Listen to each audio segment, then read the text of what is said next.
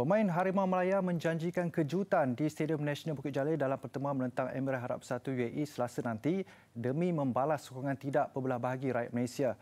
Keazaman itu diluahkan pemain negara kepada Presiden Persatuan Bola Sepak Malaysia FAM, Datuk Hamidin Mohamad Amin, berikutan rasa terharu terhadap setiap kata-kata dan azimat yang diluarkan penyokong yang mengiringi perjuangan skuad kebangsaan saat menghadapi cabaran sengit kelayakan Piala Dunia 2022 dan Piala Asia 2023 ketika ini. Malaysia akan berdepan UAE antara pasukan utama benua Asia dalam aksi kedua kumpulan G di Stadium Nasional Bukit Jalil. Harapan tinggi FM agar kapasiti 85,000 penonton dapat dipenuhi agar bersama-sama menjadi ekor mendokong semangat perjuangan selepas pemain membuktikan kewibawaan dengan bangkit dari ketinggalan untuk menumbangkan Indonesia 3-2 pada aksi di gelanggang keramat lawan Stadium Gelora Bung Karno, Jakarta, Khamis lalu. Tentu kita perlukan sokongan yang kuat daripada penyokong untuk memberi semangat kepada pemain ini dan juga dengan moral suntikan kita menang kat Indonesia, saya kira pasukan yang akan main yang terbaik dan tidak mustahil Malaysia akan buat kejutan. Itu saya punya firasat saya lah, dan tinggal players lah untuk membuktikan, kerana bagi saya apabila kita dapat memberi komitmen dan untuk give 200% di gelanggang sendiri dengan sokongan daripada semua penyokong, saya kira kita akan membuat sesuatu kejutan besok. Dan itu saya punya pandangan.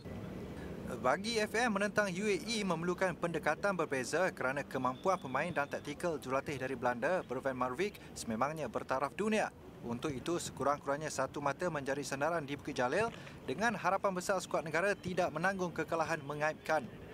Pemain ni mereka sedang agak calm dengan ini semua, tapi mereka janji nak buat kejutan. Itu yang saya tahu. Jadi mustahak saya cakap dengan pemain untuk bagi yang terbaik dan bermain di tempat sendiri dan untuk satu persembahan yang meyakinkan. Kerana kalau kita nak layak untuk ke Asia ke atau ke peringkat lebih jauh, UAE ke atau apa negara dengan Asia ni, semua kita kena tempuh dan juga kita berani masuk dekat situ. Mana dia semangat juang yang tinggi perlu untuk ni semua, dan bermain di home minimum 1 poin. Malaysia kini mengungguli kumpulan G dengan 3 mata hasil kemenangan ke atas Indonesia pada aksi pertama, sementara Thailand dan Vietnam terikat tanpa jaringan. Manakala pertemuan Selasa ini adalah aksi pertama buat UAE. Sementara itu, pemain sayap sensasi negara Safawi Rashid nyata belum puas hati dengan prestasi peribadi sekalipun membantu pasukan mencipta kemenangan ke atas Indonesia susulan umpanannya yang berjaya ditanduk masuk Syafiq Ahmad yang menghasilkan gol kedua negara di Jakarta. Malah Safawi sedar dia perlu lebih tajam ketika memanfaatkan peluang terhidang, memandangkan jakaan lebih sukar untuk melepasi kubu UAE. Selaku antara pemain terbaik negara saat ini, Safawi sedar dia pasti dikawal ketat lawan seperti mana juga ketika menentang Indonesia lalu. Pasti lebih sukar dengan fizikal lawan yang jauh lebih besar, namun itu bukan alasan buatnya untuk mengalah dan sekali lagi berazam mahu mencatat jaringan menembus kehampaan di Gelora Bung Karno.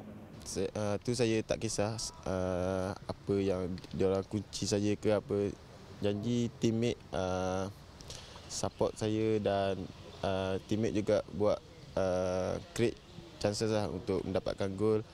InsyaAllah tu semua rezeki, saya cuma usaha dan saya dan rakan-rakan saya akan cuba double upkan lah masa training dan masa game.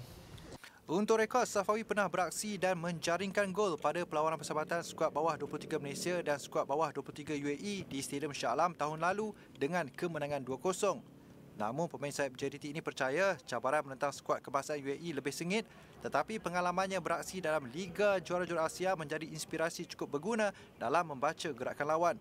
Keserasian dalam pasukan juga semakin baik dan kini cuma perlu lebih menggilap percaturan dan cara untuk lebih efisien membawa bola ke dalam kubu lawan.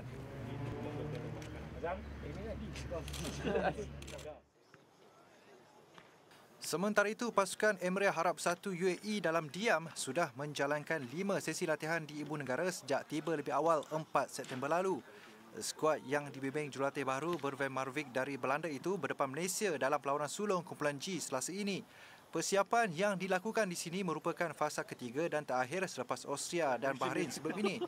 Seramai 25 pemain dibawa untuk melawan Harimau Melaya, termasuklah Ali Makbuk, Habib Fardan dan Omar Abdul Rahman yang membantu The Whites mencatat kemenangan 10-0 ke atas Malaysia pada kempen sama 2016 ketika itu dibimbing Dollah Saleh.